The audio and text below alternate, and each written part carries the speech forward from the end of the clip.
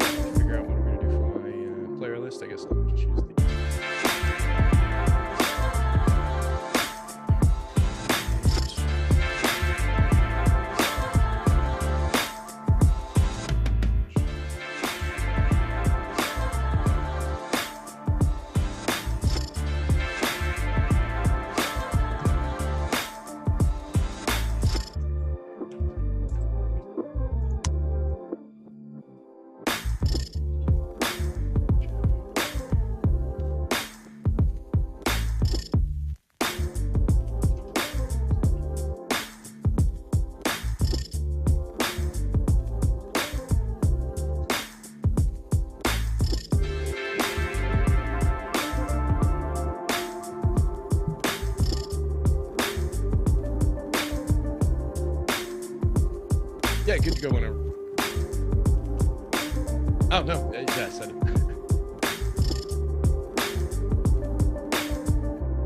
Good morning, Stokastic basketball fans. What's going on out there? Welcome to the NBA Strategy Show, Saturday morning, January 7th, probably, something like that. My name's Terry McBride. Welcome aboard. I'm joined by Adam Scherer. He's going to take us through all the ins and the outs of an exciting little 4-game Saturday slate. Not the biggest slate we've had to talk about, Adam, but it'll be fun. You know, normally by the end of the show, we're kind of sprinting to get in the last couple of games.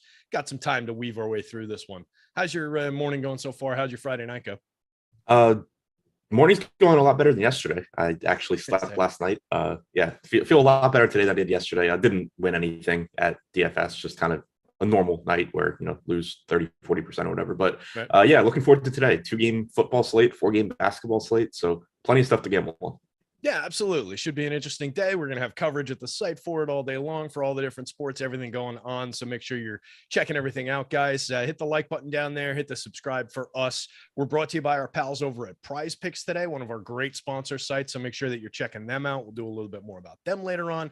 We've got a BetMGM offer for you guys where you're getting a deposit match. You're getting some free account subscriptions with us. So a lot of good stuff coming. A little bit of a blurb about our NBA Bet Pro tool later on. A lot of stuff to plug, a lot of stuff to talk about, but we're going to dive on into the games here. Looks like the projections haven't updated yet this morning, but I'm sure the guys behind the scenes are working on it. So we'll get all the various boom bust rates and ownership numbers in a couple of minutes. But Adam, just from an overarching point of view, 4-game slate, I'm seeing, there's 3 meaty totals, one sitting at 226, the others 2 in the 230s, 1 in the 240s. Anything that's really, jumping out to you from just an overarching perspective on this slate, injuries, et cetera, et cetera? I mean, I think the big thing is just that we once again have a Luka slate where he's just on a completely different tier, both in terms of pricing and projection from everybody else. And with it being a shorter 4-game slate again, those raw points are more likely to really be necessary. So it once again just creates an interesting slate where I think that getting to Luka is probably going to be a big priority of mine. And it's going to just kind of be a matter of figuring out if or what cheap value, we can get to. But it kind of looks similar to, I think, the slate the other day. I think it was Thursday when we had the 4-gamer, and it was just kind of like Luka by himself in terms of projection, getting basically the same thing tonight. Yeah, I think that absolutely makes sense. Makes it, it stands out a little bit just to, the potential dominance that he could put on the board. And like you said, on a short slate, it just sometimes is going to come down to a matter of just needing the raw scoring, regardless of how the salary dominoes fall. You can pick up a handful of points from a lot of different guys, but is anybody else going to give you the 60, the 80, the, whatever it is that he's going to put up tonight for us? So definitely an interesting look at the slate here. But let's dive in. We'll start off with the first one. I'm going to tell the dog to go lie down, but we're going to start off. We've got Utah, 1.5-point dogs going into Chicago, 236-point total on the board. Looks like Utah going to be out without Colin Sexton again on the Chicago side. I think we've got Caruso, probably looks like a game time decision. He was in, then out, then in, then out again yesterday, which screwed me up in trying to get lineups crunched. Not that he was a really critical player, but I like to have it when I know it. I like to make sure a guy's out. Had to go back to the well a couple times and rerun things because of the varying news on him yesterday. But I think we've got, fairly common lineups for both of these teams. What are we seeing on the Utah side of things to start us out? Yeah, so we got kind of an interesting rotation from Utah last game in a couple of respects. For one, Nickeil Alexander-Walker did not play. They went to Talen Horton-Tucker as the first guy off the bench, and then Agbaji was just fully in the rotation as well. So I don't know what they'll do with that, but it makes me, certainly a lot more hesitant to be throwing darts at Nickeil Alexander-Walker since he was a DNP-CD last game. But then the other thing is that we saw once again Jared Vanderbilt and Walker Kessler combined for 48 minutes. And as a result, you only got 20.5 minutes from Malik Beasley. So, the game before that, you got in the Sixers where neither Vanderbilt or Kessler were on the floor. That's good for Beasley because you're moving Olynyk down a position, you're moving Markkanen down a position, and then you're getting Beasley out there. But it just reinforces that the playing time is kind of sketchy for Beasley. Still has a path to, getting up around 30 minutes, but also could conceivably play 20 as well. So that's kind of the question mark or the questionable parts of the rotation, but everything else is pretty straightforward. You're getting 34 to 36 minutes from Lauri Markkanen. He's 9,300, expensive price tag, but he's also been extremely good this year. Averages around 1.2 DraftKings points per minute. Clarkson, you're typically getting 32 to 34 minutes. Very reasonable price at 7,400 on him as well. Conley and Olynyk both look fine. Certainly interested in Olynyk. He was in some foul trouble last game, only played 21 minutes, but in games he avoids foul trouble, he is likely to give you 28 to 30. He's about a fantasy point per minute guy. So I'll be interested to see where the ownership shakes out on him, but I am interested in him for sure at $5,400. I think really any of the starters for Utah look good. And then, or at least look, playable. And then when you're talking the bench, I think Beasley and Kessler are the two that I could see, maybe taking shots at.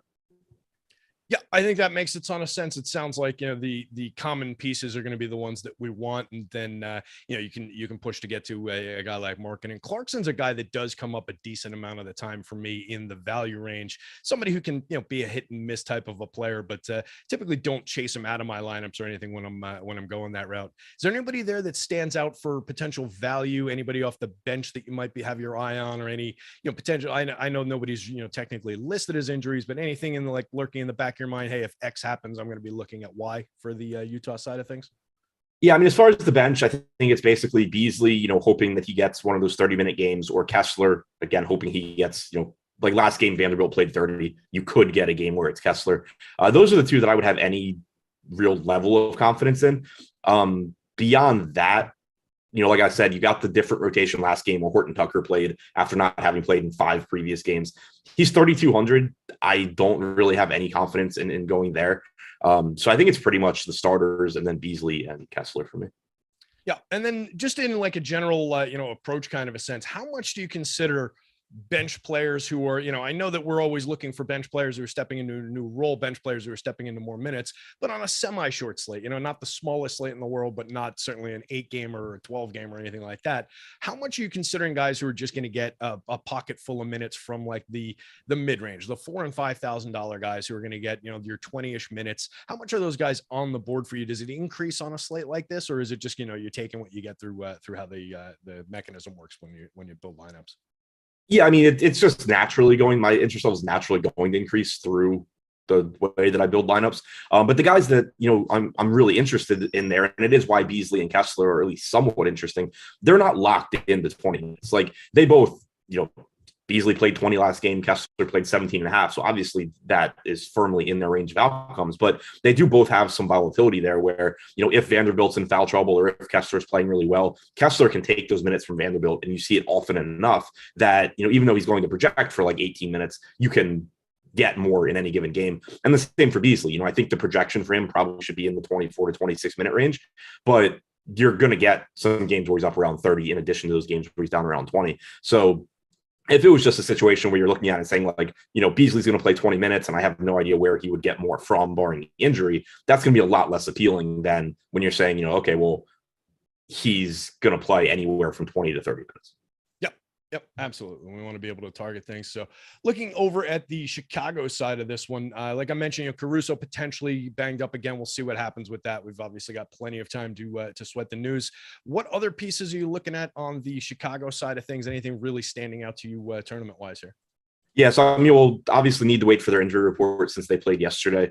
We didn't have Alex Caruso yesterday. That does make Dosunmu and Kobe White look a little bit better if he is out. It's still Dosunmu and Kobe White, so they can only look so good. But they look a little bit better if Caruso is out. But really, it's just the big three for Chicago as usual. Still really like that $7,500 price tag on Vooch. Still really like the $7,300 price tag on Levine. Vooch should give you – they both should give you, mid-30s in minutes here. Favorable spot against Utah. Plenty of upside for both of those guys. DeMar DeRozan, certainly a very high ceiling as well. He is a bit more expensive, though, coming in at $1,500 more than Vooch, $1,700 more than Levine on DraftKings. Should give you 35, 36 minutes, well over a fantasy point per minute guy, but you are paying a premium there. And then the one other spot I think to point out is Patrick Williams at 4,200. He's just been playing a lot of minutes recently. He's still pretty cheap. He has forward eligibility, which we know can be a position that doesn't have quite as much opportunity cost as your guard and center positions. So certainly interested in Patrick Williams as well, especially if he's not going to be very popular. He is a relatively low point per minute guy. So when guys like that are popular, I don't love going there, but I think the price tag's cheap enough that especially if he's not pulling a lot of ownership, then I'm certainly going to be interested. Yeah, I think that makes sense. These guys been coming up a little bit for me recently on FanDuel. He's up to 5,300 over there, both multi-forward eligible, 0.7 FanDuel points per minute. But like you said, especially on a 4-gamer, he's kind of a guy that falls into that range, that 5,300, the 45 to 55, 6,000 on these 4-gamers, where those guys can become critical. And even in, even the less productive guys at a certain point, like we were saying with Luka on the top end, at a certain point in the mid-range too, you just want to be stacking some points. So if you can buy $5,300 worth of points out of Patrick Williams and get, your handful there, I think it is at least worth considering on a slate like this, where there's not a ton of standout value yet. Any of these guys from the Goran Dragic, Derek Jones type pool, these 15, 13, 20-minute guys, any of those guys have appeal? And then what changes with those guys if we get another game where Caruso's out? Any bump to those guys that are, in the cheap tier? Yeah, I mean, not too much interest there, but if Caruso's out, they do look better. Right now we have, Kobe White projected for 9 minutes and we have Dragic for 13 or 14, but that's with Alex Caruso projected to be in. If he's out, you should get more minutes from one or both of those guys. I think I would go to Kobe White first, but either of them would have at least some chance at having success. Whereas if Caruso's in, I think it's very difficult to get to either one.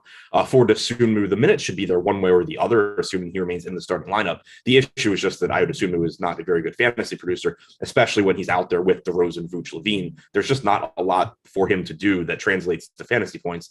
So I think the minutes are there for him one way or the other. It's just a matter of, what does Ayo Dosunmu do?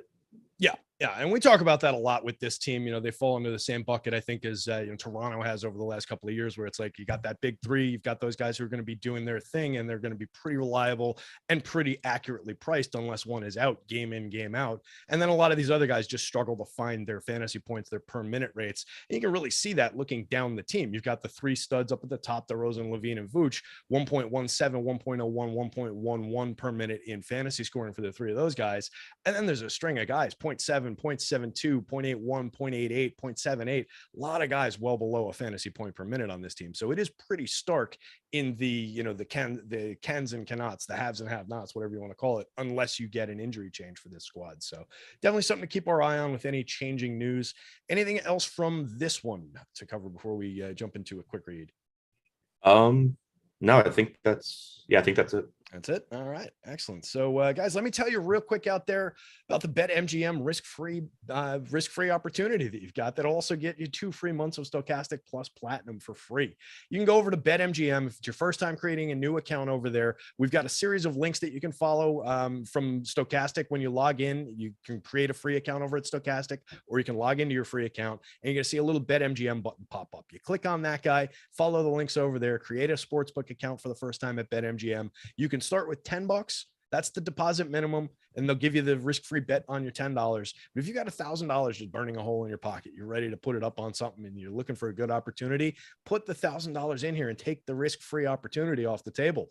They're gonna let you make that bet up to $1,000. If you miss, you get site credit refunds, and you get to use it, and you get to you double dip on that money, triple dip on that money. So you get to keep going back to the well. You're also going to get a few $100s in value from a free 2 months of Stokastic plus Platinum. That's the one that includes all the different sports, all the different tools at the site, every piece of projections, probability data, the boom bust tools, the various top stacks tools for different sports. We've got NBA and NFL and NHL and all sorts of stuff. I think golf is back.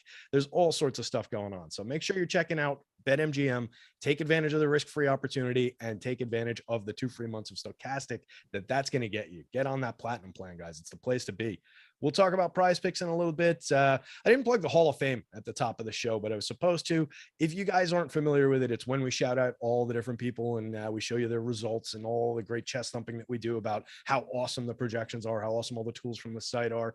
That's where we get it from, is from our Hall of Fame people. Everybody out there, if you have our avatar in your little account on FanDuel or DraftKings or any one of those big sites, and you finish in the top 3 in a tournament with more than 5,000 people in it, tweet it at Stokastic HOF, Stokastic Hall of Fame. Let us know about it. Send us a little screenshot. Shout out yourself. We'll shout you out on the shows. We'll put you into Lofty's slideshow and we'll shout you out on the shows. And you'll also get a free month of Stokastic plus Platinum.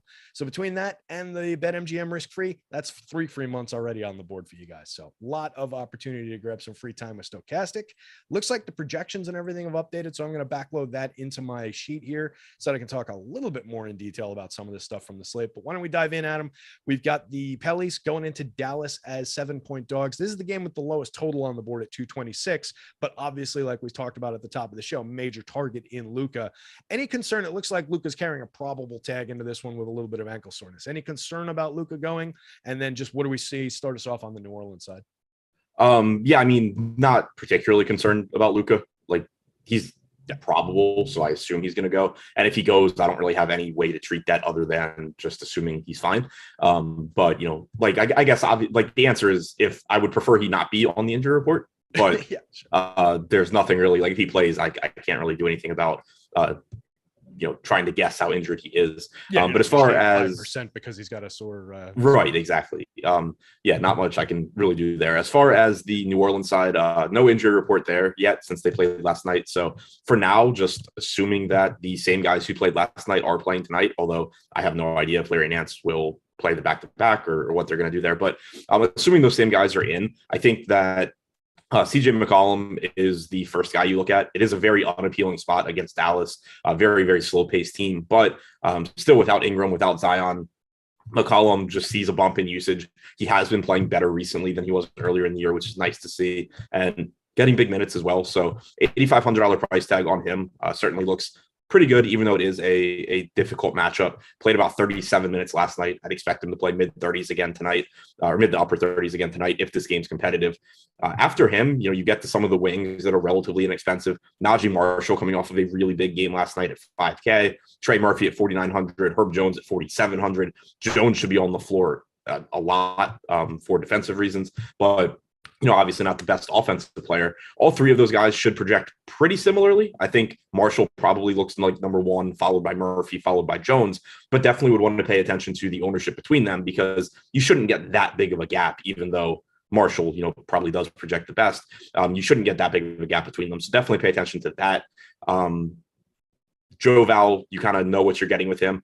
If Larry Nance is in, then you can't feel very comfortable with Joe Val's minutes. Played 26 minutes last night. I think 25, 26 minutes is a very reasonable expectation if Nance is in. If Nance is out, then you can bump Joe Val up to a 28-ish minute projection, gets him a couple more minutes, makes him project better. At 6,600, if Nance is in, Joe Val's fine in tournaments. Like he still obviously can have a big game here. Not the most imposing front court from Dallas either, but if Nance is out, I think that's when you really want to start getting to Joe Val.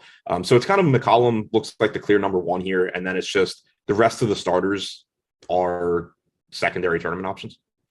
Okay. So if you get the situation with Nance out as far as Joe Val goes, you mentioned, that does give him a bit of a boost, pushes him up in our minutes expectation, 1.15 fantasy points per minute player on FanDuel, 1.19 on DK. So obviously a guy who can produce, but we've seen a number of clunkers. We know he needs his minutes to get there. How much of a priority does that make him in the center pool? Like how far up your board does that drive him if you get that situation with no Nance? Does he become a priority or is he just another centerpiece? No, it would make him look really good. Like I think he kind of looks like a neutral play if Nance is in, but then he's just going to look a lot better if Nance is out. The issue, as far as prioritizing him, I guess, is that you do have Vooch, you do have Sabonis at the top, but it's not like it's the deepest center slate. You don't have a lot of those like 5 to 6K centers like we did yesterday. You have Thomas Bryant at 6,100 in a good spot as well. You have Wendell Carter Jr., but with it being a 4-gamer, it's not quite as deep a slate. So I do think that he would end up looking probably like the third best center behind Sabonis and Vooch if Nance is out. Okay. Yep. I'm looking at the center board on DK right now. And it's basically leading the way with Sabonis, which obviously if you're looking at price or if you're looking at talent, I think that makes a ton of sense. He's up at 10-3 on the board price wise, though. We immediately dropped the next most expensive option, I believe, if I'm seeing this accurately, is Christian Wood at 8,000. So there's already a $2,300 difference between those top two options. And then we drop again 7,500, and then everybody else is in the 6K, 5K range. So there's not a lot of like that upper mid-range. That's the 7,000 to 8,000 type guys. And then there's not right now a ton of value that's standing out to me. So I think we're going to make our bones with some of these, the Wendell Carters, the Vooches, the Thomas Bryants of the world here. And I definitely think he's in that mix, and that would just push him up a little bit in my esteem for sure if we get that Nance situation. So definitely something to keep an eye on there.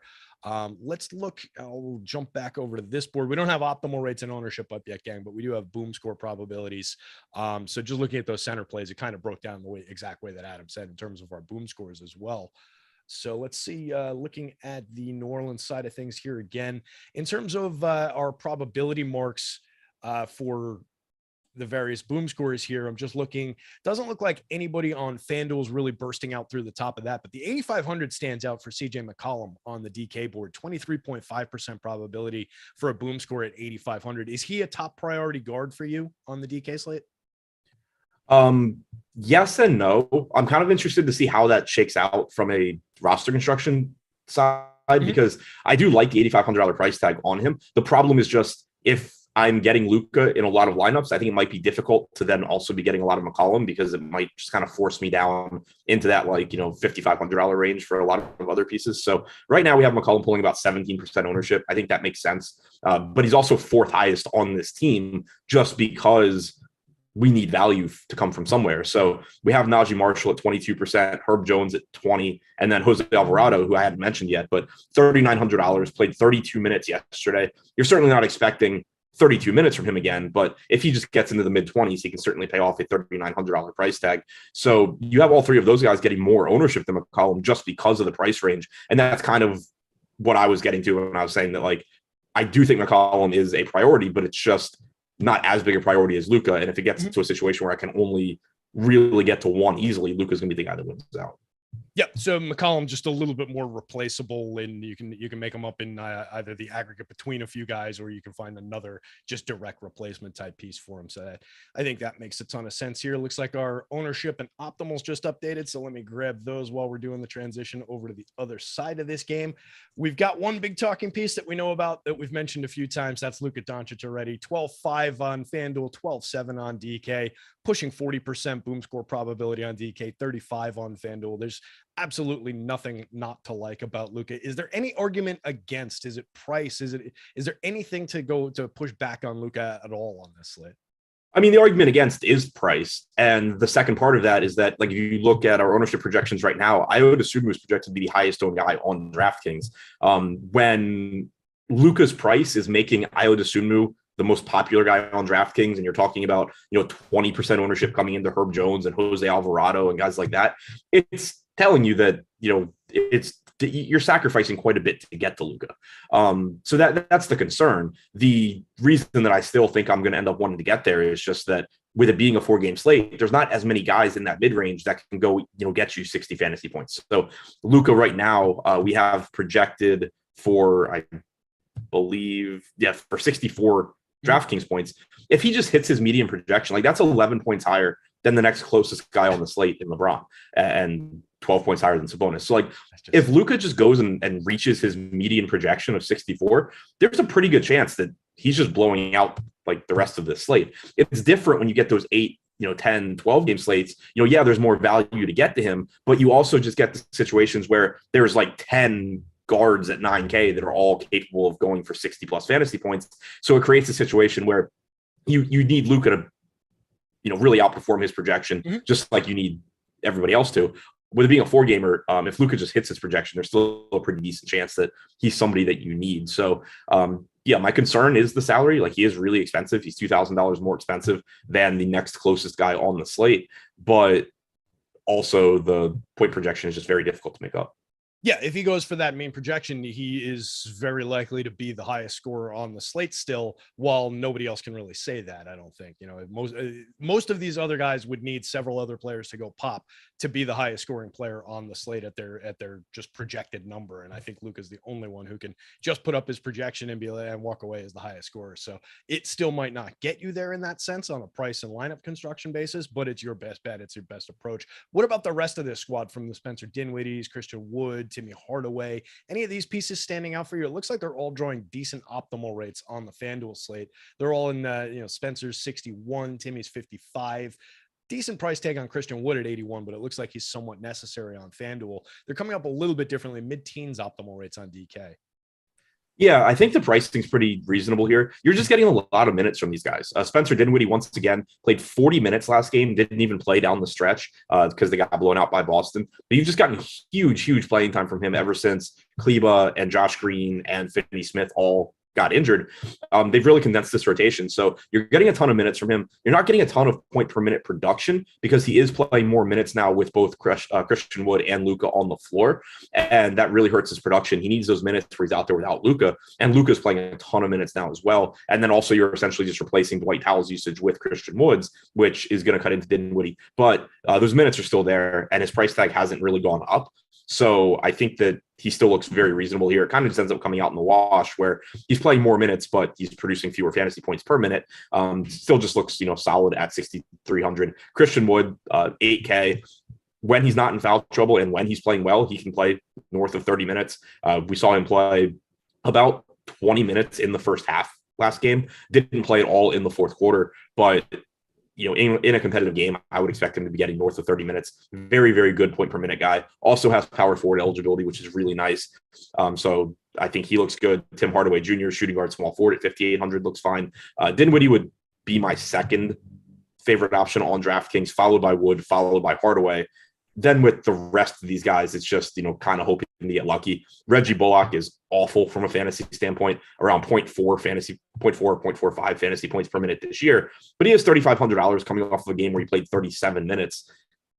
We put up 17 FanDuel points. Right, exactly.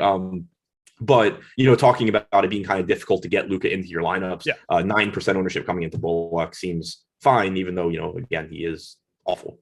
Yeah, one of those just kind of hold your nose and play the minutes kind of a plays. Hope he hits a few threes or whatever for you, and maybe knocks a few balls loose on the defensive end and picks up a couple steals. But yeah, not one of your more comfortable ones, but probably a little bit mandatory if you want to pay up to the Luka level. Any fallout in the bench minutes, the rotation from Kemba getting waived by this team? He wasn't really picking up enough that we're gonna go out of our way to adjust anything, right? Yeah, I don't really think so. I mean, he only played 2 minutes last game. Jaden Hardy played 15, but it was all in the second half, and it was basically garbage run. So I think Hardy is a guy to keep your eye on as far as what they do with him going forward. Like, we had Jason Kidd, I think before Kemba even got signed, say he needs to find ways to get Jaden Hardy minutes. And then, as NBA coaches do, forgot that it's completely within his control. And it still hasn't managed to do it. But then when they waived Kemba, you again got a quote about wanting to get more minutes for Jaden Hardy. I don't know, like, will they or won't they? But they're there. He's $3,100. You have Spencer Dinwiddie playing 40 minutes. You have Luka playing 40 plus minutes. Like, it's completely reasonable. They can certainly do it if they just want to play Jaden Hardy like 16 minutes. Cut Dinwiddie down to 36 minutes and Luka to 38, like he's been playing, most of the year. The minutes are certainly there if they want to just like make Jaden Hardy an actual backup. We haven't seen that yet, but if you were looking for something to just gamble on and hope to get lucky, I would say that's at least possible here. Yeah, I mean, it's not like they've got a team full of world beaters out here playing alongside Luka Doncic. So, yeah, if you can find some, I think it's easy enough to find the minutes if you want to for this kid and get him some run there. And that could potentially make him interesting at some point in the future. He's a 0.91 fantasy point per minute player so far this year on the FanDuel scale, 0.93 on DK. So something to keep our eyes on there. Anything else from this one, or should we jump into a quick little read here for the people?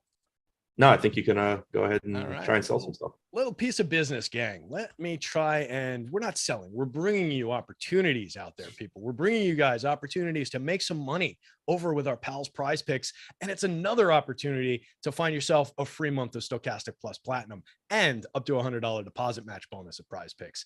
It's a site that runs daily prop-based contests, right? So you're not playing against optimizers. You're not playing against sharks like Adam and Alex and people like that. You're not playing against 150 entries per person. You're making your lineup cards. You're picking 5-player props and you're playing against the house, and you can win up to 10 times your entry fee. It's that straightforward. It's that easy. You use your knowledge of multiple sports across cross-sport entries. So if you've got a couple things in mind from football, a couple things in mind from basketball, maybe an oddball hockey pick in there that you want to throw into your card, there's your 5 picks. You knock them all down, 10 times your entry fee.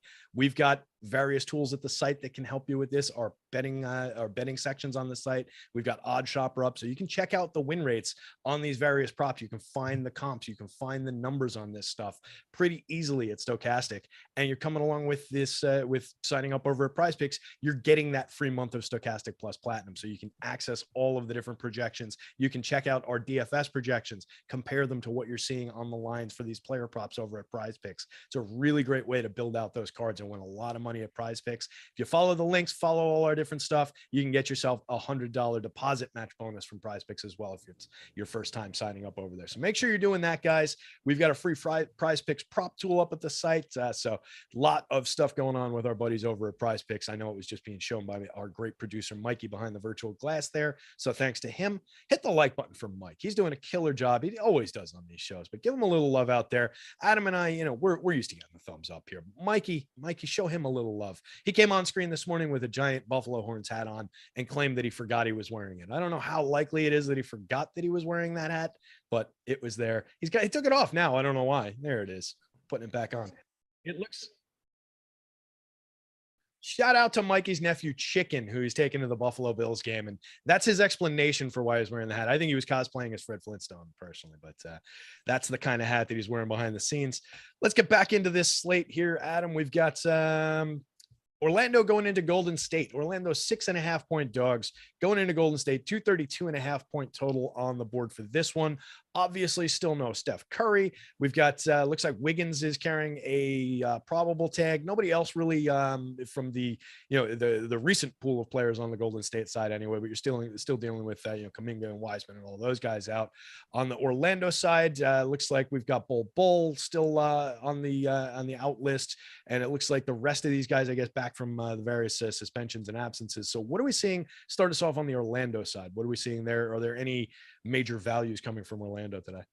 Yes, I mean, we have them getting healthier, and as a result, not really looking all that appealing. I mean, it is still a good matchup here, but pricing across the board on this team pretty much where it should be. The only guy pulling double-digit ownership on DraftKings right now is Wendell Carter Jr.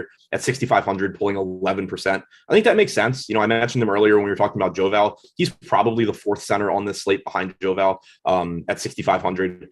Especially if Nance ends up being out. If Nance is in, I think they're pretty comparable. You should get around 30 minutes from Carter. We know he's a good, point per minute guy, but that price tag is about where it should be, and especially where he is center only. There is still some opportunity cost that comes there as well. After that, you have Paolo Banchero pulling just shy of 10% at 8,100.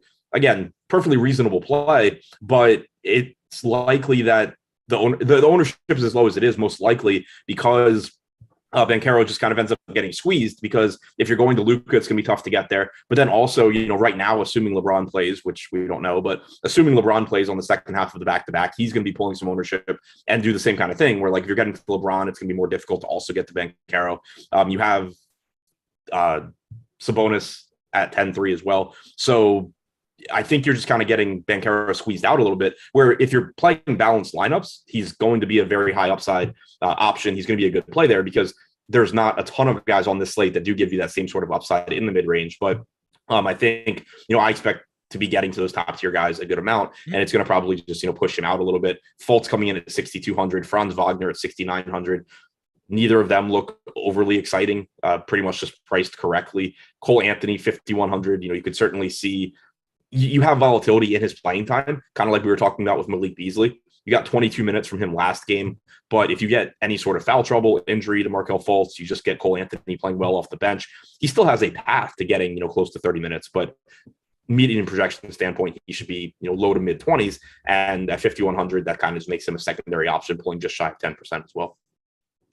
Yeah, and it looks like this team just, going down the list of these players, looks like they're a little bit more interesting, a little bit more relevant on FanDuel than on DK. I think it's probably just eyeballing. It looks like it's a price-driven situation where you're getting, a little bit more, 16% optimal rate on Banchero, 9.6 or 9.3 over on DK. He's also positively leveraged on the FanDuel slate, so that's definitely going to make him appealing. At 8,000, I think I'm going to try and find my way to him a few times, at least at the forward position, especially, if I was hand building out there and building 10-ish lineups, something like that. I think he'd be a guy that I would want to sneak in a little bit, into a few extra of those lineups, because I like the production. I like the opportunity. I like that he's only 13% owned with that optimal rate. So decent opportunity there. He is priced correctly. Like you said, you can see that in his boom score probability, which is sitting only in the single digits, but on a slate where we're probably just going to be looking for some raw scoring, I do think there's some nice opportunity there. And the same thing can be said about your Wendell Carters, your Franz Wagners of the world here. They're both in the mid-teens in terms of the optimal rate on the FanDuel slate, where they're coming down a little bit less relevant on DK, but definitely on the board. Does the looking at Banchero, At 9% ownership on DK, 9% optimal rate, do we care that he's essentially, flat in terms of the leverage, the optimal rate? Is that just a situation where, like, if you decide, hey, I can be over the field on this player who I believe can get me a handful of points and get over positionally, provide an opportunity here, do you just jump over the field and not sweat where the ownership's at and what the optimal rate is on a player like that? Or how do you parse that? It just suggests to me that the ownership's, pretty much correct. And I think it makes sense because of the roster construction implications. Like, it's like at first glance, you look and you're like, man, it's a 4-game slate and Paolo Banchero's not even getting 10% ownership. But then I think the optimal percentage sort of reinforces that the reason for that is because such a high percentage of the time, the optimal lineup is going to be some random cheap guy that happens to go off. Mm-hmm. And then as soon as that happens, Luka or LeBron or Sabonis, somebody from the top tier is going to be in there because they're just going to score more raw points than Banchero pretty much all the time. So that's sort of that's kind of the way I read it. Is it's just sort of giving you like the percent of the time the balanced lineups come through, basically. Yeah, and that's a good way to read the slate, right? That's what the optimal rates really are key to, is kind of giving you that guide rail, that map through the slate of, you can have the expectation that one of these value pieces is going to deliver at least, a reasonable expectation of points that are being projected at the value tiers. And those are the keys that unlock the constructions that you're talking about, that Adam's talking about, guys, where you can get Luka up at the top. You can get the LeBrons of the world, the Giannis's of the world on those type of slates. And those little value pieces suddenly unlock it. That's what takes these mid-range lineups or these balanced lineups off the board immediately, is as soon as one of those players does hit those numbers, everything else in that lineup construction unlocks. So I do agree with you. I think that's the right way to, kind of use the optimal rates as a guideline through the slate here. Looking over on the other side, speaking of optimal rates, we've got some pretty strong numbers on both sites. On DK, a lot of guys in the mid-teens pushing up to a 20% on Kevon Looney. Same story on the FanDuel board. We've got Draymond at 20, Kevon Looney pushing 25, and then Jordan Poole and Klay Thompson in the teens. So what are we liking from the Golden State side here? And are there any question marks, anything that's creating potential concern or opportunity? So Andrew Wiggins is probable to return. Andre Iguodala also probable. I forgot he was still on this team. So Wiggins coming back should probably kick DiVincenzo to the bench, would be my assumption. DiVincenzo's been playing a lot of minutes, so obviously that's not going to be great for him. Iggy coming back just gives Steve Kerr another guy off the bench to give minutes to. I would assume that it hurts Ty Jerome's minutes, who played 26 or 27 minutes last game. But I also doubt that Iggy is coming back and playing a ton of minutes here. So I think Wiggins is the big piece. Like, that also will have a trickle-down effect on the bench, because now DiVincenzo is playing off the bench. You just have, fewer minutes available. But those are the, injury news that we're waiting on. Should still see plenty of opportunities for Jordan Poole. Maybe sees a little bit of a decrease in usage with Wiggins back, but at the same time, maybe doesn't, because it's Jordan Poole, and I'm not sure he really cares who he's playing with. He's incredibly inefficient, but the upside that you get from him just because he's going to play so many minutes and he is going to shoot so much.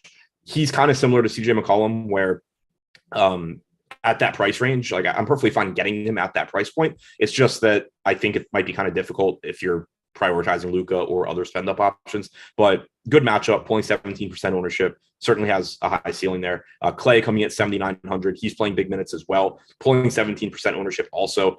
He's a step behind Poole for me just because he's dependent on Poole giving him the ball, but they both, look good given how many minutes that they're playing. Then you get to a little bit of cheaper guys. Draymond Green coming in at 6,400, pulling 14%. That looks completely reasonable. Kind of a last guy in, but not in the sense where, like, you don't want to play Draymond Green, just more in the sense where, like, you're prioritizing other things, and then you get to where you need a $6,400 forward, and he just fits. And it's, obviously a good play. Kevon Looney pulling the most ownership on the team, though, at 22%. Another good center option. One of the only center options that are good center options that is, as cheap as he is. Rebounds at a very, very high rate. You're getting some more playing time from him recently as well. Played 28 minutes last game. On average, I typically project around 26. So at that price tag, I think he's going to be just kind of a useful option. Like, especially if you're plugging in Luka, then you can kind of just like plug in Looney at 5,500, and that's going to help you sort of balance that out. So I do like Looney here quite a bit. So, and that brings me to the next question I was going to ask you, and it's more of a FanDuel question because you got power forward and center eligibility on both Looney and Draymond. So, do you have a preference between those two? Draymond coming in 6,400, Looney coming in 6,000. If you had all your spots booked and you were looking for a center and you had the 6,400, but you could easily, leave 400 on the table, go to Looney, who does have a little bit higher optimal rate, similar type projection. Do you have a preference between the two? And then if you had both power forward spots or a power forward and a center spot, would you play them in the same lineup together? Any concerns about that?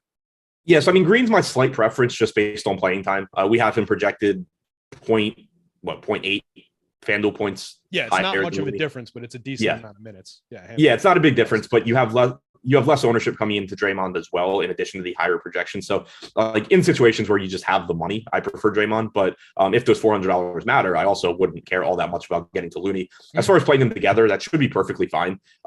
You got 30 minutes last game from Draymond, you got 28 from Looney, but they don't really negatively impact each other. Like, Draymond is going to play the minutes that Looney's not out there and vice versa, but they're playing enough minutes alongside each other where you can also get 28 from Looney and 34 from Draymond. So especially on a 4-gamer, I wouldn't worry about playing them together. Yep. And that would be my approach to anything that I got, unless it was coming up in, a massive percentage of my lineups for whatever reason. And with the positioning and the probabilities and the pricing, it actually might. Like, it is a construction that I'm thinking I might end up seeing quite a bit just with the numbers the way they are right now. But I don't know, unless it was coming up an overwhelming amount of the time, how much I would rush to get it out of there, because I do think there's enough opportunity side by side. Any reason to expect more than, we've got right now a 14-minute projection basically on Iggy. Any reason to expect the idea that he could push 20 minutes? Because at 20, I could maybe see him being a little bit valuable at 3K dead minimum on DK, 3,500 on FanDuel. Is there any thought in your head that he would get to that level, or is it probably just going to be a first time back handful? My assumption is that it's just, first game back and he's not going to play a lot. The one reason that I did sort of think along the lines that you're saying is, like, they kept him out for so long. There's a non-zero chance that they just were waiting until he was like fully 100%. And now they're just gonna be like, good, go play 20 minutes or whatever it may be. He's not a great point per minute guy either, though. So it's a little bit less concerning. Like, there's a high percentage of the time that even if you project him for 14 minutes and then say you're wrong and he plays 22, that it still doesn't matter because it's Iggy. So, yeah, I mean, I think projecting mid-teens is the way to go. Okay. There is certainly some chance that they're just like, oh, yeah, no, he's just 100% healthy now, and that's why we waited so long. But I still assume that he's just not going to play a huge role right out of the gate. Okay. And then last one on that side, you mentioned Ty Jerome, definitely taking a haircut on the minutes, and that's come through in the projections. It looks like Anthony Lamb's also taking a bit of a haircut. He's played 26.7 per game the last 3, put up 0.88 on the FanDuel board, played 27.9 the last time out. We've got him projected at 22.8, and it looks like it saps all his value as well. Is there any reason to expect any value out of him? Would you be getting to him as a last man in any situations? 4,800 FanDuel, 4,300 DK? Yeah, I mean, I wouldn't expect to really get there. Like you said, I expect him to lose a few minutes with guys coming back. We have him projected for about 18 fantasy points. So, like, 4-game slate, I'm not going to say, like, I'm definitely going to have none, but I wouldn't really expect to. Ty Jerome at 3,700, probably a little bit more appealing. Played 26 and a half minutes last game. I do expect that to come down to earth, but we still have him projected for 19 minutes. I don't know exactly how the rotation is going to go, but my assumption is that you're going to see Patrick Baldwin lose his minutes first. Then you're probably going to see, Lamb, Jerome, Moody, DiVincenzo taking haircuts. But if you get like 18 minutes from Ty Jerome at 3,700, it's still conceivable that he gives you enough value that he's useful, in starting lineups. Okay. Makes sense. Did you spot our poll question up in the chat? Yeah, international team without a doubt. International team. Yeah, I think I was about to click on USA just out of jerk reaction, and that international squad is just pretty ridiculous. Luka, SGA, Giannis, Embiid, and Jokic. Like, you're not beating that team. I don't care who you're bringing from the US. You can bring back the old dream team, and I think that would give them a run for their money, maybe. But yeah, that is especially if we're talking like currently, because Bron's old, right? Like, obviously Davis was having like a great year, but KD is older. I mean, if you're talking like primes for those guys, that gets a little bit more interesting. Yeah, and look, I mean, Curry's on the at least coming down the back end of the hill. Maybe he's up at the crest still, kind of looking down the back of the hill, but he's getting there too. It's I saw that the other day, how long Curry's been here. It's just some of these guys, it's shocking how long they've been in the league already and how they're already getting up into their mid 30s. But yeah, I think that international squad is the way to go there for anybody answering the poll question. Hit the old like, hit the subscribe, help us out there, helps you find out when we go live, helps us get the numbers up. 49 likes out of 296 people. That's not nearly enough. Adam woke up early in the morning to do this show.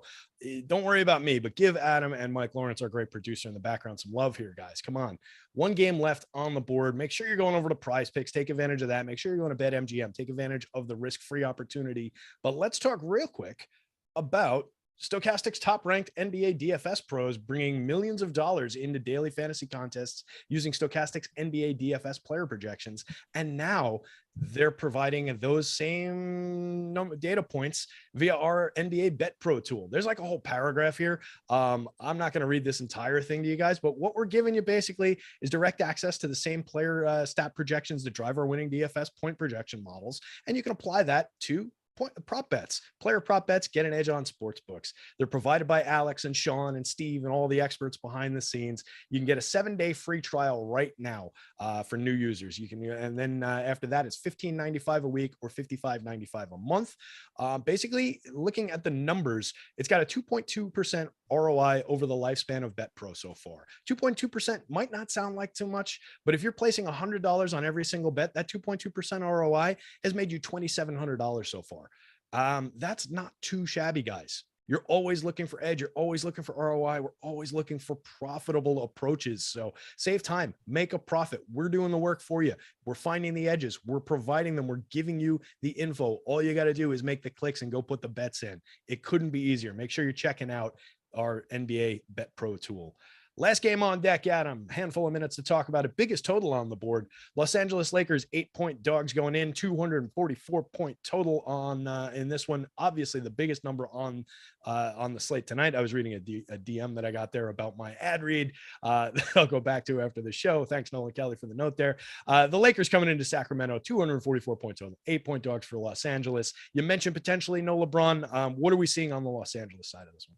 Yeah, I mean, this one's you really have to just wait for the injury report. We have no idea who's playing for this team. Assuming they had the same guys in as yesterday, LeBron's going to look good. Still no Anthony Davis. He's 11-4, or 11-4 on FanDuel rather. He is 10-7 on DraftKings. So if he's in, he looks very good. He's pulling 21% ownership, about the same as Luka. Thomas Bryant at 6,100, another good center option. Should play 30-ish minutes, could certainly play more if he's playing well and the game's competitive. But those two guys are going to look really good. Beyond them, it's kind of dicey. Westbrook coming in at 7,600 certainly benefits without Davis. Should play 28 to 30 minutes. Dennis Schroeder at 5,700 should play more with them being shorthanded. He's about a 0.9 fantasy point per minute guy, pulling 8% ownership. Beverly is 4,200. He sucks, but he's 4,200. Wendy and Gabriel at 3,400, if they are still extremely shorthanded in the front court, would make some sense, but we don't know if that's going to be the case yet or not. But I think, assuming he's in, LeBron is clearly going to be a strong option. Thomas Bryant, basically, no matter what, is going to be a strong option. Other than that, it's really dependent on what this injury report looks like. Going back and looking at yesterday, Toscano Anderson started. He only played 21 minutes. Gabriel played 19 and a half off the bench. You got 26 from Kendrick Nunn. Does not have to happen again, but if they are extremely shorthanded, it certainly could. If LeBron is out, then obviously everybody just looks better because there's a lot of playing time and usage to go around. But assuming he's in, I think it's pretty much LeBron and Bryant as far as priorities go. Westbrook, probably the number 3 option. How interesting does Russ become if LeBron doesn't play? It's 7,600 on the DK slate. He's already 15.7% optimal, 15% boom score. With no LeBron, does he become significantly more interesting just on expectation of usage and opportunity? Westbrook? Yeah. If LeBron's out, Westbrook ends up looking fantastic. Yeah, I think he becomes another guard priority to, not Luka level, obviously, but I think he's probably if not my next click, one of my priority guard clicks in that situation. Thomas Bryant, like you said, going to be in a lot of my lineups regardless of what happens with this team. Looking down the board, you mentioned Wendy and Gabriel. We've got him projected at 18.2 minutes right now, played 19.5, put up 11 FanDuel points in too many of my lineups last night. With the expectation, if he trickled up into the mid-20s, he becomes a value piece again. Are there concerns about getting to him again, or you just go right back to the well and trust the 0.9 fantasy points per minute for the season that he's put up? From Schroeder? From Gabriel. Oh, from Gabriel. Oh, sorry. Yeah, I mean, he's only getting 6% ownership right now, so that's sort of interesting because he has a path to success. They haven't been playing him alongside Bryant all that much. They can, but they just haven't been. Last game, once again, you got 19.5 from him. You got 27 or 28 from Bryant. So basically just not playing alongside each other. To really feel confident in Gabriel, you need that to change. But we have no reason to think that it's going to tonight. But there is still like a path to that happening, just because it can. Like there's no reason they can't play alongside each other. So at low ownership and at the cheap price tag, I'm interested in Gabriel. If that ownership were to come up, though, I'd be fine just moving away from it because I do just expect him to be the backup center. Yeah, and I'll be happy to get off of that point. Looks like Pat Bev 4,900 on the FanDuel board, point guard, shooting guard eligible, 9.6% optimal. I don't know how much I'll get to of him. You mentioned him on the DK side, 4,200 multi-guard eligible, a little fraction of a percent more relevant, but not really crashing through the top of the boom score probability board. So we'll see what we get of him. More of a lineup construction thing with him, I think. On the Sacramento side, we've got Domantas Sabonis obviously up at the top, looking strong across both sides, but it looks like there's a lot of options on both sides from this team. So what do we like from Sacramento here? Yeah, I mean, starting with Sabonis, if you can find a way to get there, he looks great. Like when he's not in foul trouble, he's playing 37 plus minutes. He's a 1.3 fantasy point per minute guy in a very favorable matchup here against the Lakers. 24% ownership. So it doesn't seem like it's that difficult to get to him. And part of that is because you don't have the same level of opportunity cost at center on this slate. So he's going to look really good. De'Aaron Fox at 8,600 seems to suck anytime that I roster him. But, overall this year, about a 1.15, 1.2 fantasy point per minute guy when Sabonis plays should give you 34, 35 minutes if this game's competitive. And this game is pretty likely to be a track meet as well, which serves him well. So Sabonis and Fox both look good. Then you get to the wings where they're not the most exciting players to roster, but they're at favorable price tags. They're at favorable positions. Shooting guard, small forward on Kevin Huerter, small forward, power forward for 5K on Harrison Barnes, both pulling 31 to 32% ownership just because of what else is going to allow you to get into your lineup. Keegan Murray at 4,100, pulling 22%. He's been playing a little bit more recently. So all three of those guys, I think, just look like good, kind of like glue pieces for your lineups. Trey Lyles at 3,200.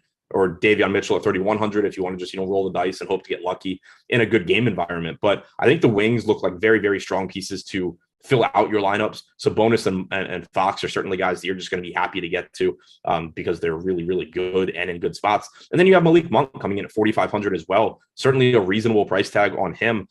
We know that, he's very capable of getting hot and putting up very big games. So I think that Sacramento just kind of across the board looks like an absolutely fantastic team. Yeah, it seems like our entire mid-range is coming from the Sacramento Kings today. Like this is where all of our quality $5,000-ish kind of players are. So there's going to be a lot of Kings in a lot of lineups tonight, I think, unless something changes pretty dramatically. Before we finish up, I didn't realize we were pushing up against the end of the show here, but do you have a read on Malik Monk? I know he didn't practice yesterday. He'd been banged up a little bit. I think a hamstring. I forget what the injury is, but any read on him and his status today? You expect him to go? I don't have a read one or the other. If he is out, you probably see a little bit more Davion Mitchell. They've been playing him next to Fox more recently, which is good for both Fox and Mitchell, just because it creates a situation where they're not capped at 48 minutes combined. So you'd probably get a little bit more Davion Mitchell. You also would probably get Terrence Davis joining the rotation, which at 3K, like he'd certainly be risky, but if you get like 18 minutes from Terrence Davis at 3K, that's going to project pretty well. So if Monk is out, I would like Davion Mitchell a little bit more, and I'd be willing to throw some darts at Terrence Davis. Okay. So that'll create some opportunities if you get that. So another piece of news to keep your eye on, gang. I'm happy that Terrence Davis is $4,000 and maybe a little bit less necessary on the FanDuel slate, even in that situation. But we'll see what we get on that. That's going to bring us up to the end of the show, you guys. So make sure, one more time, check out the BetMGM risk-free with 2 free months of Stokastic plus Platinum. Check out Prize Picks, our presenting sponsor. Get yourself another free month of Stokastic plus Platinum and the $100 deposit match bonus over there. Check out the NBA Bet Pro tool and make some money making prop bets. Stick around for shows the rest of the day too. We've got a No House Advantage Saturday NFL show coming up right after this at 11 o'clock. That's with Pete the Heat and Jeff. We've got 3:30 to 4:30 NFL Live Before Lock with Greg and Neil. 6 to 7, we've got the NBA Deeper Dive with Emac and Ryan. And then 7 to 8:30, we've got Greg and Matt LaMarca coming in for the NBA Live Before Lock Extended Edition, taking you up to 8:30 into the first games there. So a lot of stuff going on all day long. Adam, tell the people where they can find you out there. You can find me on Twitter at ShipMyMoneyDFS. There you go. Great follow over on the Twitters. I am Terry McBride. That was Adam Scherer. This was NBA Strategy for Saturday. Good luck out there, gang.